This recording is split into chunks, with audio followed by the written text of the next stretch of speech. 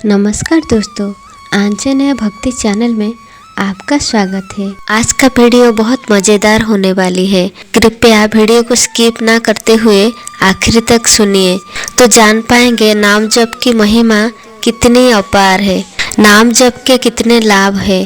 तो आइए वीडियो को शुरू करते हैं।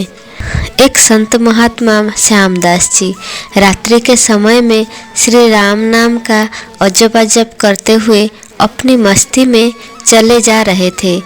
जाप करते हुए वे एक गहन जंगल से गुजर रहे थे। विरक्त होने के कारण वे महात्मा बार बार देशानन करते रहे थे। वे किसी एक स्थान में अधिक समय नहीं रहते थे। वे ईश्वर नाम प्रेमी थे, इसलिए दिन रात उनके मुख से राम नाम जप चलता रहता था। स्वयं राम नाम का अजब अजब करते तथा औरों को भी उसी मार्ग पर चलाते थे।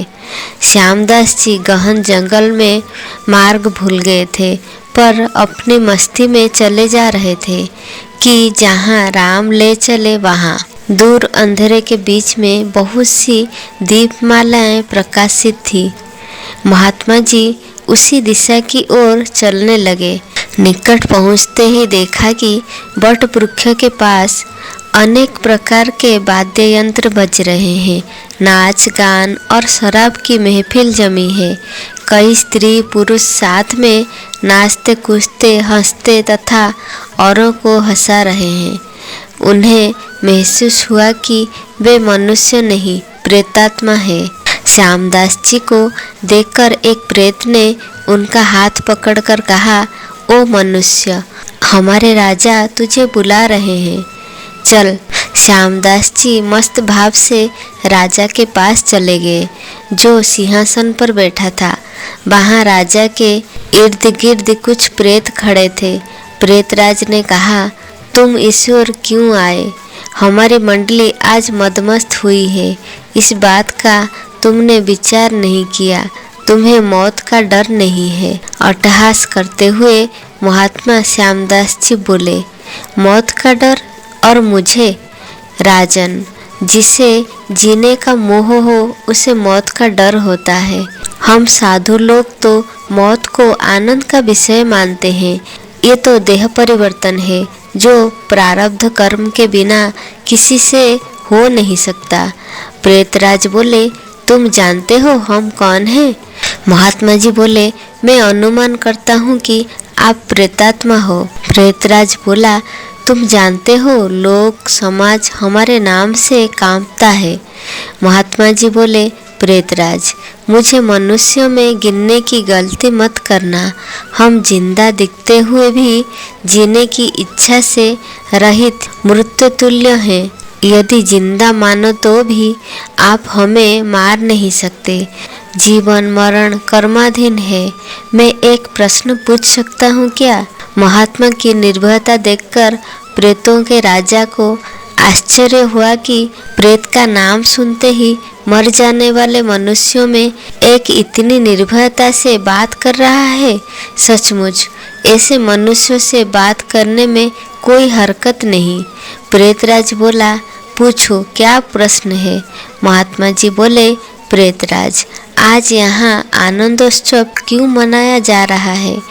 प्रेतराज बोले, मेरी इकलौती कन्या योग्य पति न मिलने के कारण अब तक कुंवारी है, लेकिन अब योग्य जमाई मिलने की संभावना है। कल उसकी शादी है, इसीलिए ये उत्सव मनाया जा रहा है। महात्मा हंसते हुए बोले, तुम्हारा जमाई कहाँ है? मैं उसे देखना चाहता हूँ। प्रेतराज बोला, जीने की इच्छा के मोह के त्याग करने वाले महात्मा, अभी तो वह हमारे पद प्रेत योनि को प्राप्त नहीं हुआ है। वह इस जंगल के किनारे एक गांव के श्रीमंत धनवान का पुत्र है।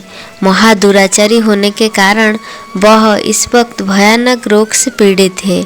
कल संध्या के पहले उसकी मौत होगी, फिर उसकी शादी मेरी कन्या से होगी।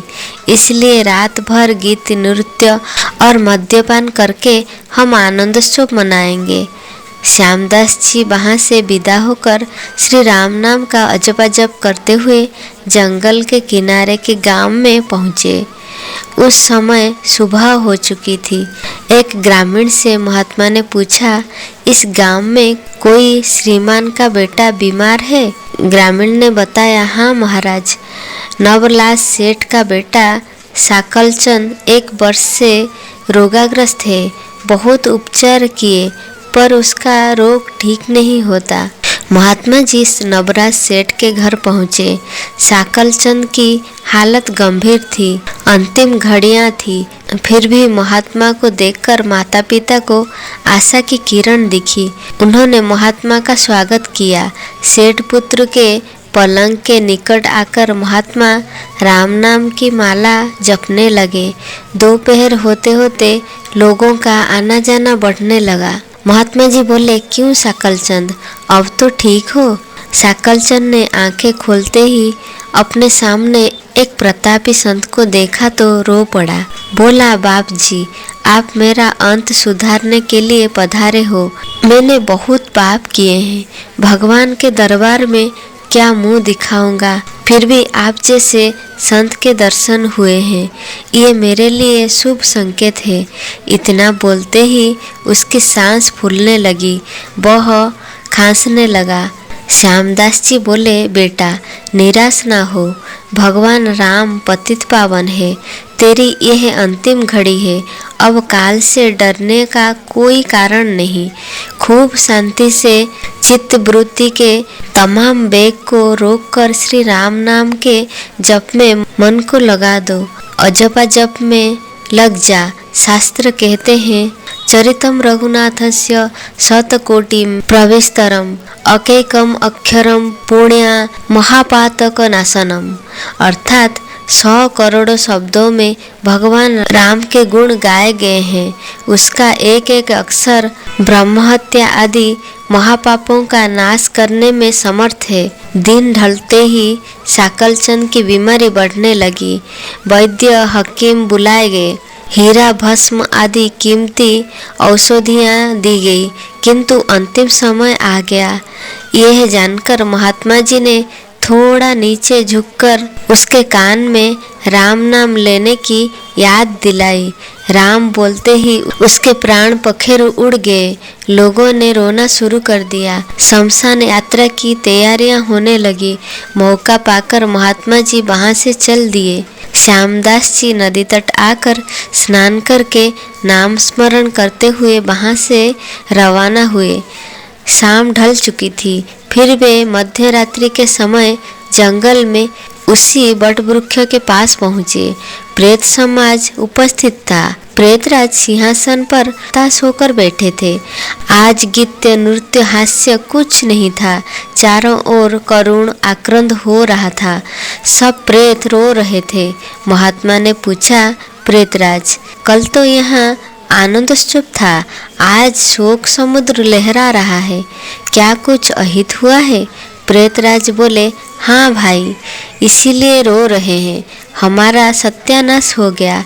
मेरी बेटी की आज शादी होने वाली थी, अब वह कुंवारी रह जाएगी। महात्मा जी बोले, प्रेतराज, तुम्हारा जमाई तो आज मर गया है, फिर तुम्हारी बेटी कुंवारी क्यों रही?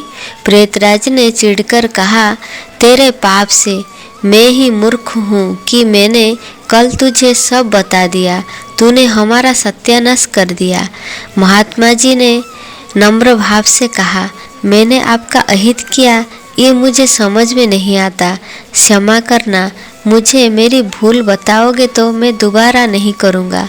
प्रेतराज ने जलते हृदय से कहा, यहाँ से जाकर तूने मरने वाले को नाम स्मरण का मार्ग बताया और अंत समय में भी राम नाम कहलवाया।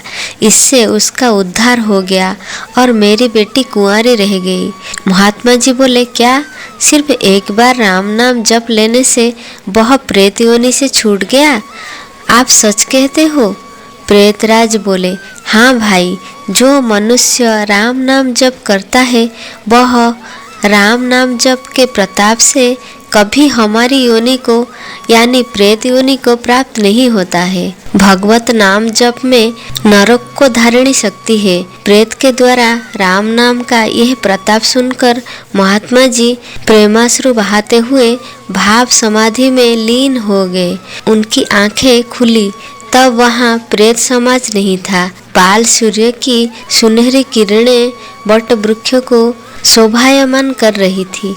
तो देखा आपने दोस्तों, कैसे इतने बड़े पापी होकर भी मरते समय एक बार राम नाम जप लेने से वो प्रेत योनि को प्राप्त नहीं हुआ। तो ये है राम नाम का प्रताप। तो आज का वीडियो यहीं पे ख़त्म करते हैं। वीडियो अच्छी लगी तो वीडियो को लाइक करें और चैनल को सब्सक्राइब करें। जय श्री राम।